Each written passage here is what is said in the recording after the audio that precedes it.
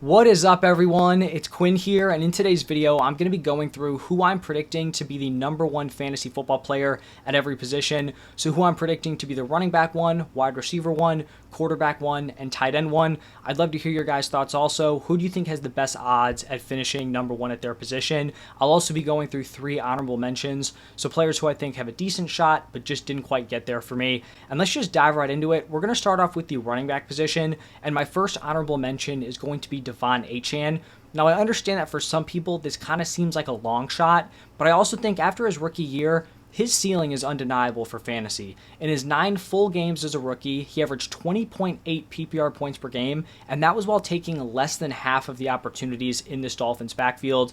I know Mike McDaniel recently referred to this backfield as being led by Raheem Mostert, but I think at worst, this is going to be a very, very close split between Raheem Mostert and Devon Achane. Devon Achane proved to be the far better player last season, and if he can just get a little bit of an uptick in usage, I'm talking like going from below 50% to maybe Mostert starts to fall off, Achane gets like a 60% opportunity share, his ceiling is just so unbelievably high that he doesn't need a monster workload. He doesn't need to have a CMC level workload, a Breece Hall level workload to give you great production, because he was the most efficient running back in the league last year. So if he can just get a little bit of a bigger piece of the pie, I think he's going to unlock a very high ceiling this season. So he's my first honorable mention. Then we have Bijan Robinson, and he's coming off an underwhelming rookie season. He was the running back 17 in points per game, but he's pretty much just upgraded across the board this offseason. You have a new coaching staff coming in, Arthur Smith is finally gone, and then he's getting a massive quarterback upgrade with Kirk Cousins.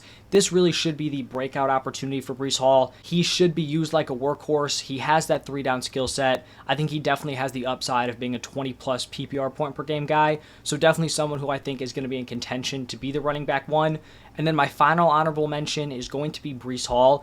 And if Breece ended up, coming away from this season as the running back one, I would not be surprised at all. Once he was healthy enough to handle a full workload last year, so from week 5 on, he averaged 19.3 PPR points per game. He almost averaged 20 points per game while playing behind an awful offensive line and also having terrible quarterback play. Pretty much everything around him was brutal except for pretty much Breece Hall and then Garrett Wilson. This offense should be way better here in 2024. The O-line should be better. You have Aaron Rodgers back at quarterback. So I definitely think Breece Hall has shown he can have a 20-plus point per game season. And I also think he has that next level of upside where he could be 22, 23, 24 PPR points per game, especially if he hits in the touchdown department. And then probably not a surprise here, my pick for RB1 is going to be Christian McCaffrey. It's just tough to bet against CMC at this point. In his last 4 seasons where he's played like 16 plus games, so pretty much his last 4 full seasons, he has finished as the running back 1 twice and then the running back 2 twice. He averaged 24.5 PPR points per game last season, and he really just has everything you would want out of a top fantasy running back. He's a great pure runner, a fantastic pass catcher, has a ton of touchdown upside in this 49ers offense. Really, the only barrier here for CMC is whether or not he can stay healthy. He's been able to do that over the past 2 seasons, so I do think he should be the favorite here to finish as the running back 1 this year. Now, pivoting over to the wide receiver position, my first honorable mention is going to be Garrett Wilson. Now, this may seem a little crazy having him here as an honorable mention over maybe a guy like Justin Jefferson or Amon-Ra St. Brown, especially because Garrett Wilson's best season is the wide receiver 30 in points per game, but he's going from league worst quarterback play to now Aaron Rodgers. He's proven he can earn targets. Last season, he was 4th in total targets. He was 3rd in air yard share. I think this is a real opportunity for a monster breakout, and even though I don't actually have him ranked ahead of guys like Jefferson and Amon-Ra St. Brown in my wide receiver rankings, I think when we're just talking about who can finish as the top option, I think just that unknown ceiling is still there for Garrett Wilson with the quarterback play, so he's my first honorable mention. My next honorable mention is going to be Jamar Chase, and heading into the 2023 season, it felt like that was going to be the year where he just put up monster numbers. He averaged 17.9 PPR points per game as a rookie, then bumped that up to 20.2 in year 2. His production in his first 2 seasons was insanely impressive. He ends up falling to 16.4 PPR points per game last year, but that was pretty much just due to the Joe Burrow injury. He didn't have that top quarterback play to really elevate him in terms of his fantasy production. So with Joe Burrow back and healthy, I don't see why he's not going to jump back to like that 20-plus point per game area. If he hits in the touchdown department, breaks off some big plays, he will definitely be in the running to be the wide receiver 1 overall. And then my final honorable mention is going to be CeeDee Lamb. And, definitely could make the case he has the best odds. He's coming off a season where he was the wide receiver 1 in points per game. He led the NFL in targets, red zone targets, and yak. The Cowboys really haven't brought in like legit target competition. It's not like they've brought in another stud wide receiver to take opportunities away from him. I think the question is just, can he replicate it? Like, he averaged 23.7 points per game last season. His best year before that was 17.7. So was 2023 just a peak year, or is this going to be something Lamb can replicate, year after year? Now, the wide receiver that I'm actually going to pick to have the best odds to finish as the wide receiver 1 is going to be Tyreek Hill.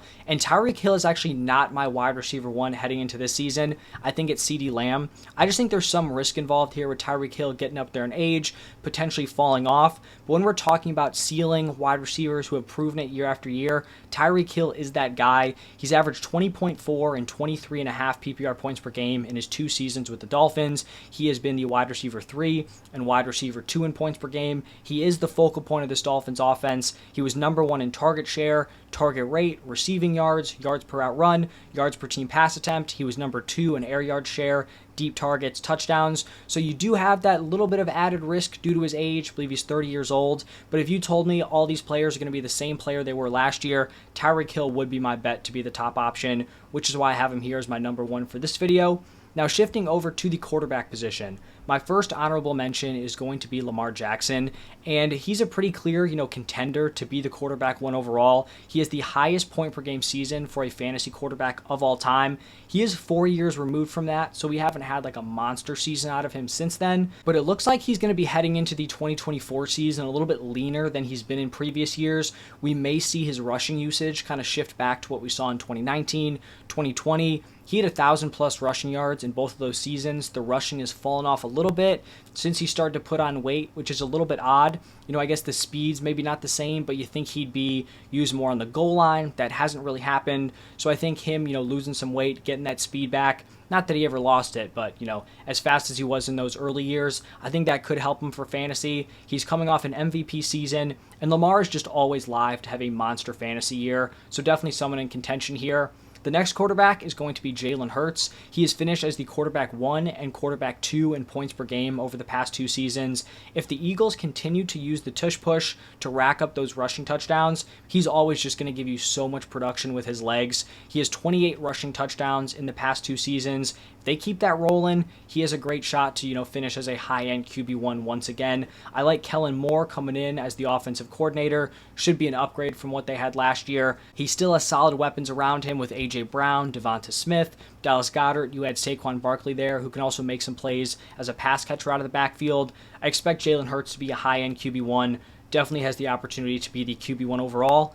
And then my final honorable mention is going to be Anthony Richardson. Now, I'm going to be very high on AR heading into this season. He's definitely less proven fantasy-wise and real-life NFL-wise than the other quarterbacks here, but I just think his fantasy upside is so unbelievably high. He played 2 full games last season. He put up 20.9 and 29.6 fantasy points. I think you can make a strong case he is the best athlete to ever play the quarterback position. I love the overall situation he has here with the Colts.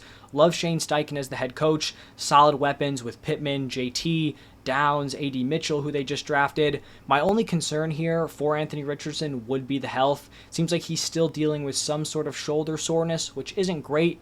But if Anthony Richardson is healthy, he's out there on the field, he has the weapons around him, we know the rushing upside is crazy, I would not be surprised at all if he ended up being the quarterback 1 this year. But the guy that I'm going to give the best odds to be the quarterback 1, it's got to be Josh Allen. I don't think this is a super tough pick. He has been the quarterback 1 in points per game in 3 of the last 4 seasons. He did lose Stephon Diggs, so maybe his weapons aren't as great. Also lost Gabe Davis, but they picked up Keon Coleman in the draft, Curtis Samuel in free agency. Dalton Kincaid's a guy who should be able to take a step forward this season. So I don't think it's like an insane downgrade in terms of the weapons. An interesting thing last season was we saw his red zone rushing usage really increase, which definitely played to his benefit fantasy-wise. In 2022, he averaged 1.5 red zone carries per game. Last year, that bumped up from 1.5 to 2.1. He went from 7 rushing touchdowns to 15 last year. The Bills clearly don't love using James Cook on the goal line, and really the only new relevant running back they added was day 3 Ray Davis. So I feel like they're somewhat confident, throwing Josh Allen in there on the goal line. letting him use his legs to get those touchdown opportunities, which is obviously really going to help his fantasy football ceiling. So even though he's losing Diggs, losing Gabe Davis, I still think Josh Allen should be the best bet to be the quarterback one this year. And then shifting into the final position here, we have the tight ends.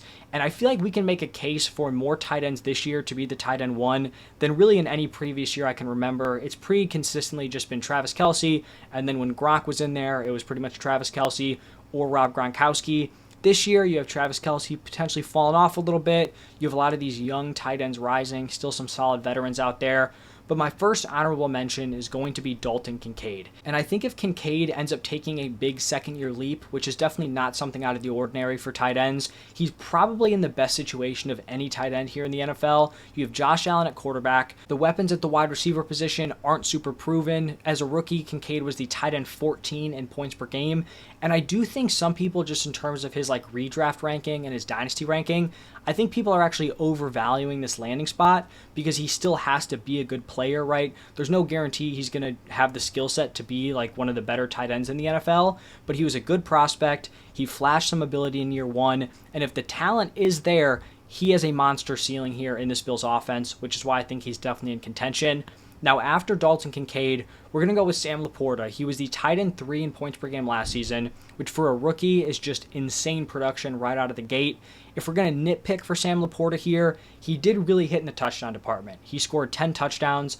The next best tight end in touchdowns was 6. Now, you could also make the argument, he's heavily targeted in the red zone. He's clearly someone the Lions are looking to target. The Lions really didn't add a ton of new weapons as pass catchers, so he's probably a guy who's going to be, competing for double-digit touchdowns year after year. But, is that something we're going to get here in 2024? Still remains to be seen. But I also think we could be expecting a little bit of an increase in volume. Doesn't necessarily mean his points per game are going to go up if that touchdown number settles, but definitely someone who has to be in contention here. Was close to being the tight end 1 last year in his first NFL season. He should continue to improve. So Sam Laporta definitely in the mix. And then my final honorable mention is going to be Trey McBride. And once McBride became a full-time starter in Week 8, he averaged 15 PPR points per game over the next 10 games. That would have been the tight end 1 overall in points per game, if we just take that stretch. And it wasn't like during that run he hit a crazy number of touchdowns, which really carried his production. In those 10 games, he only scored 3 touchdowns during that stretch. So he was putting up numbers, he was commanding volume, and I know he likely won't be the number 1 target with Marvin Harrison Jr. coming in, but I'm very high on this Cardinals offense. I like Kyler at quarterback. You have Harrison Jr. as the wide receiver 1. Trey McBride there at the tight end position could definitely be, their number 2 weapon. I think the potential is going to be there, and I would not be shocked if McBride ends up being the tight end 1 this year. And then for the final number 1 here, I'm still going to roll with Travis Kelce. There's concerns about age. He could continue to fall off. But if I had to make a pick here, it would be Travis Kelce. Last year, he was the tight end 1, even in a down year for him. You can make the case that his numbers started to droop a little bit, because of his age. He's starting to regress.